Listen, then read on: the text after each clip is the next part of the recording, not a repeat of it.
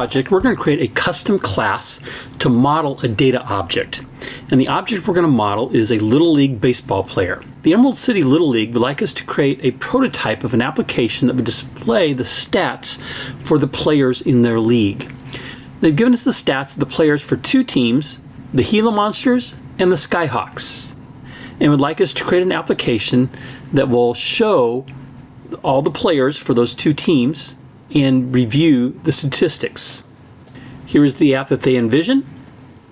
We're going to have a button here that will get the stats from this text file that they provide, and we'll read it into a list of objects of a custom class we'll create. So we can choose the file, and there are all the players. We can click on a player and see their stats, and also we're going to create a little chart of their singles, doubles, triples, and home runs as far as the distribution of hits. We see their name, we see their number, we see their uniform. Skyhawk's uniform is slightly different. Let's take a look at the assignment instructions. In this project, we're going to create a custom data class named Player. And we see here the comma delimited records that are part of the text file we'll read in. So we have first name, last name, team, the uniform number, number of games, at-bats, hits, doubles, triples, home runs, walks or base on balls, and strikeouts. Our class is going to populate an instance for each player from the data, but we'll also have methods that will calculate and return the player's batting average and the player's slugging percentage.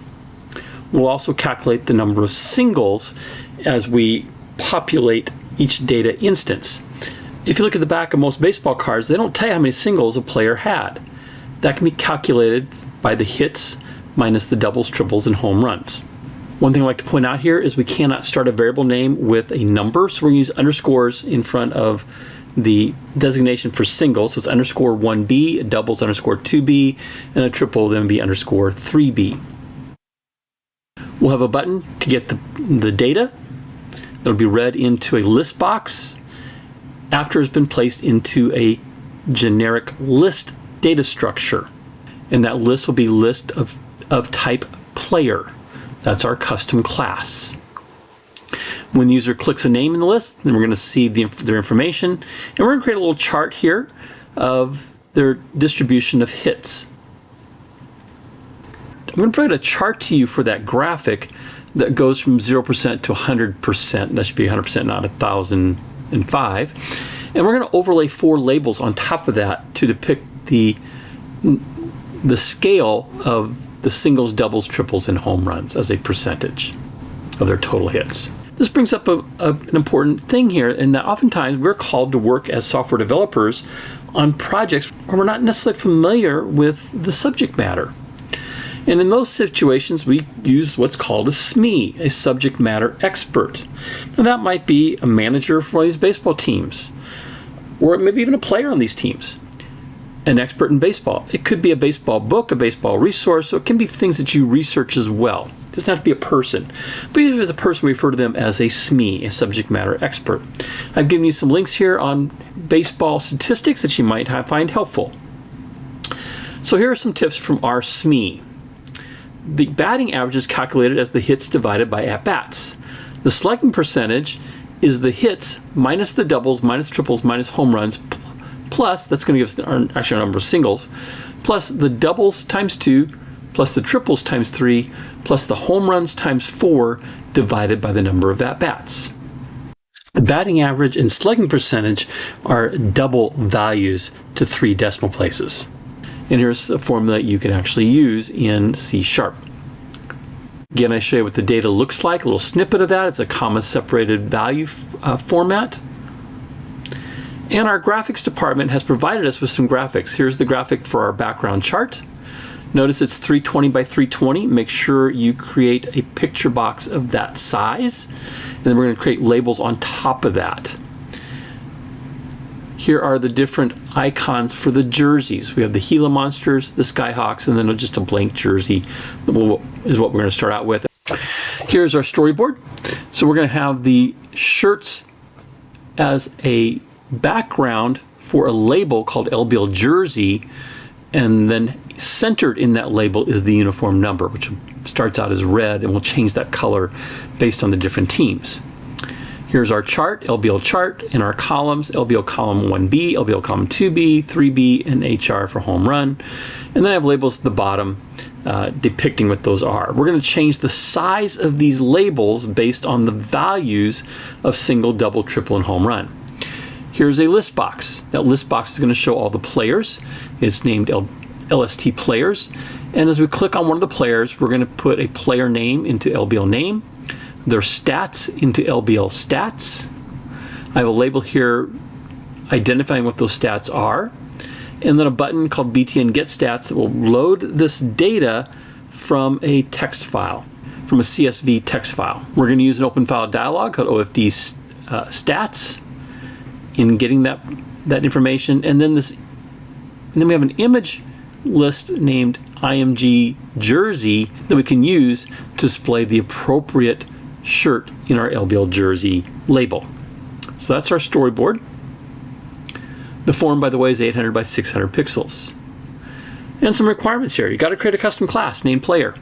The first name, last name, and team are strings. Everything else is integers. We're going to create a constructor that takes one string parameter. We're going to split that string into an array, and we're going to populate these values. Now, in some of these, we need to convert that to an integer. So we'll use int.parse. We're going to create a method called getAVG that'll get our average, and one called getSLG that'll get the slugging percentage. And then we're also going to create a method called hitDistribution, and I give you the code for that.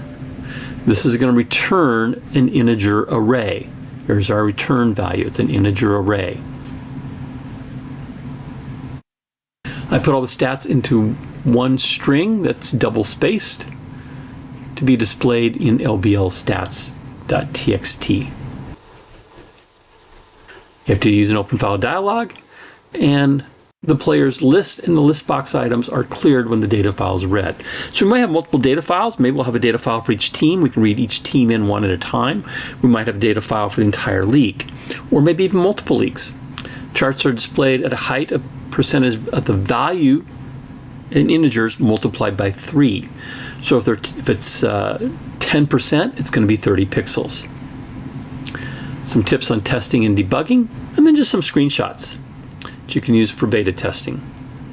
And then finally the rubric for scoring.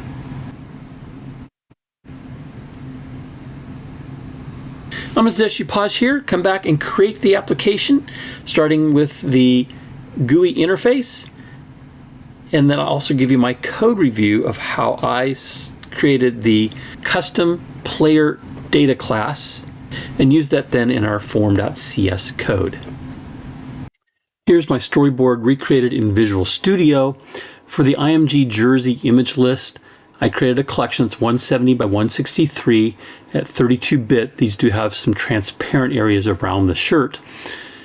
And then imported the collection of those 3 jerseys that I provide in our course site.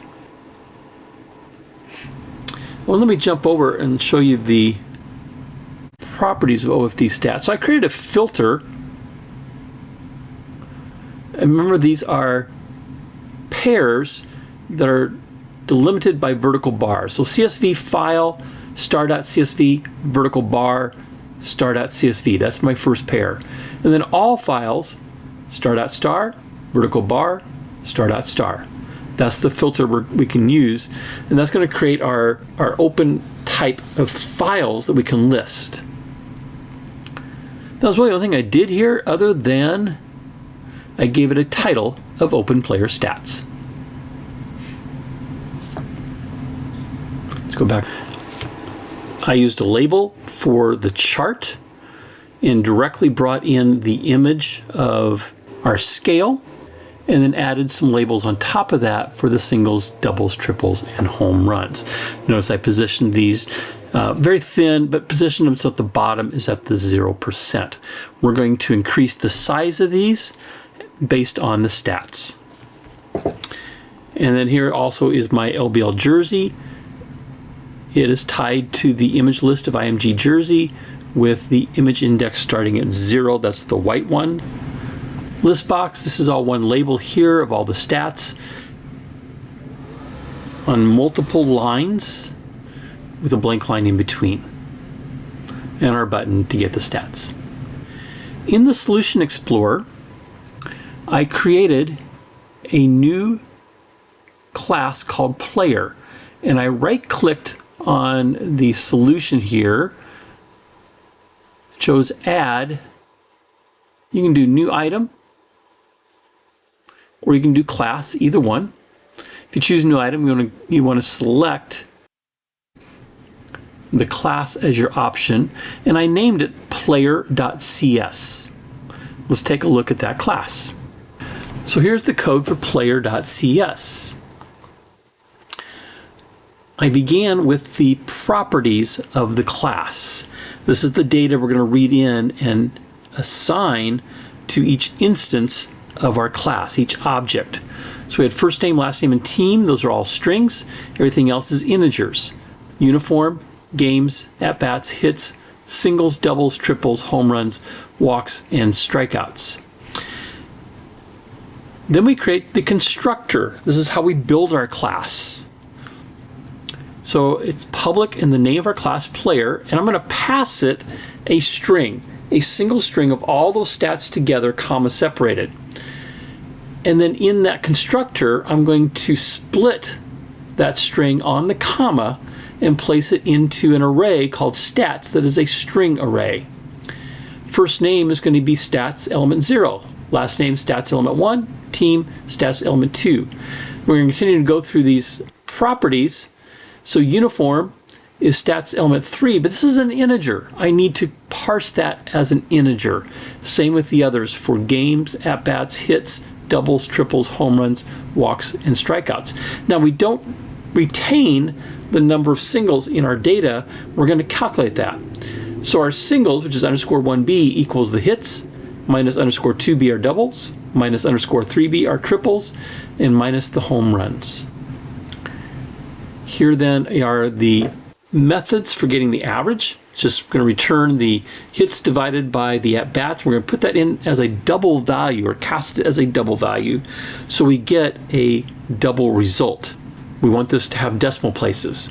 If we don't do that, hits divided by at-bats is basically going to give us a 0.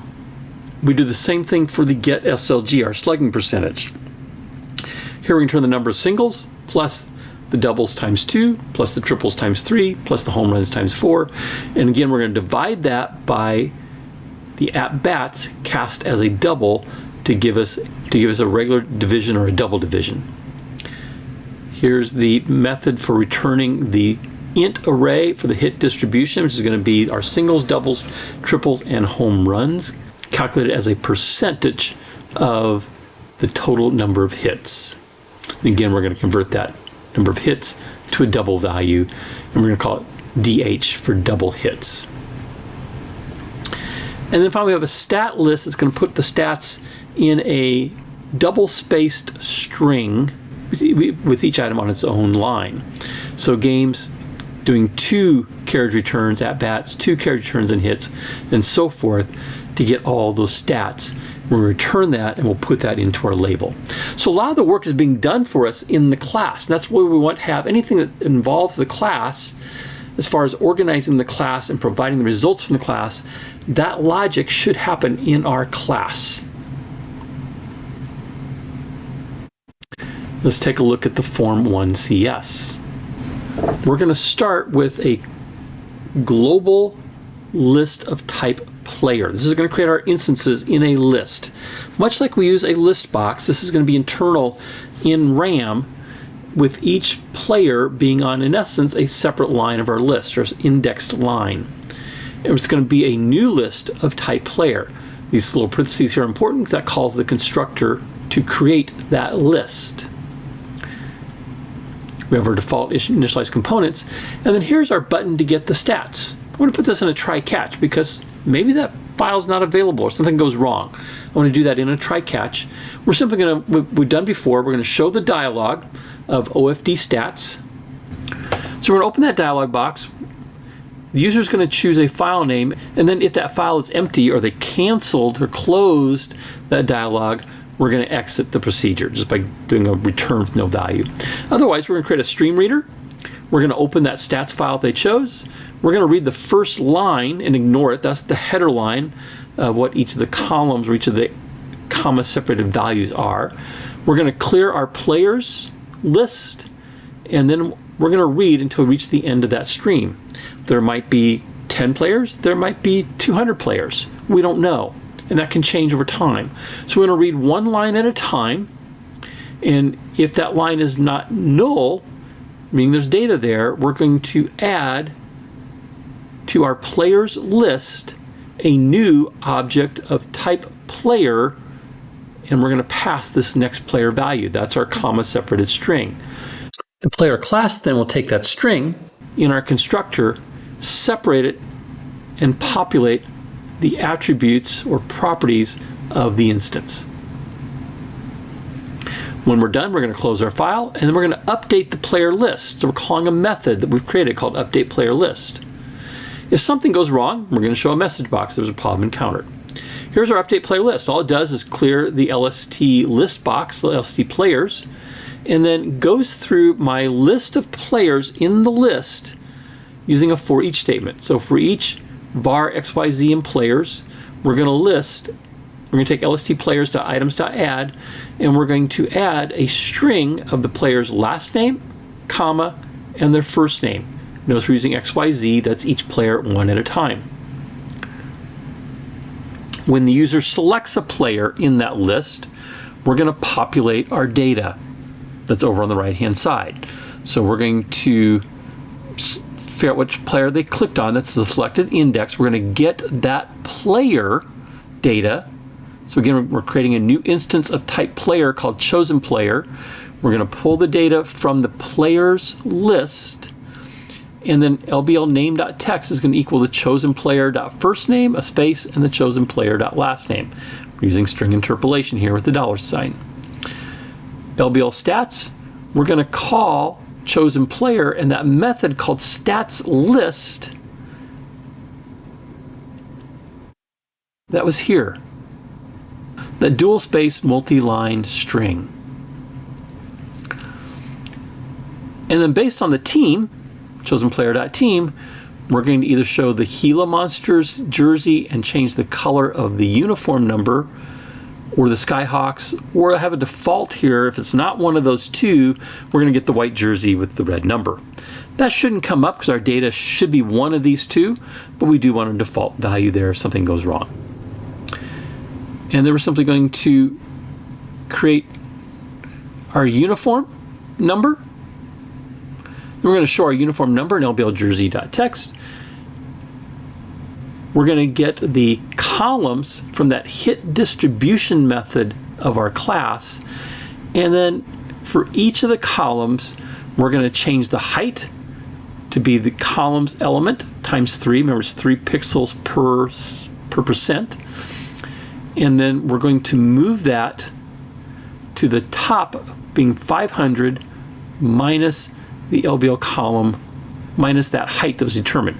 Now this 500 is the top of that chart that I created. Yours might be slightly different. Maybe it's going to be 490, maybe it'll be 510. If you place it at the 500 as far as the top value for that chart, this will all work out really nicely. You can just duplicate this code. Doing the same thing for our doubles column, for our triples column, and our home runs column. That's our project. Let me just run this one more time. I'm going to get the stats. Now I put the players.csv file inside my bin debug net window, so that's where it automatically comes up. That's the first place it looks. But if it was on my C drive somewhere, I could go find it. I always recommend putting your data files in with the executable. It's the first place it's going to look. Okay, we're going to select that and open it. Here's all my players. So if I select Harlow Hendrickson, I see his name, I see his stats, his uniform and the uniform number, and his number of singles, doubles, and triples as far as percentage of overall. He did not hit any home runs. Let's try Chris Carlson. Chris has values of singles, doubles, triples, and home runs. If you just jumped into this video, you can see all the videos from the C# Xamarin Programming Cohort playlist by clicking on the image in the lower right. And if you'd like to be alerted to future videos that I create, you can click my picture up in the top right and subscribe to the channel.